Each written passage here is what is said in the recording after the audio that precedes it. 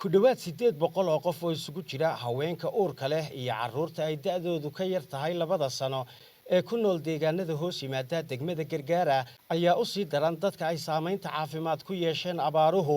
kuwaasi oo la diiwaan geliyay 3 bilood ee ugu dambeysay. Maxay tahay sababta ay deegaankan ugu sii badan tahay nafaqa darrada halkaasi ka jirta? Dr. Cabdishakuur Cali Maxamed waa madaxa MCH-ka degmada Gargaara. 3 bilood ugu dambeeyay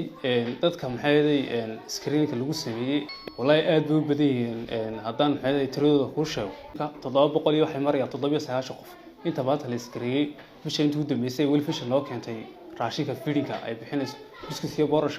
dad tirada la screen gareeyay hooyada nafaqa darrada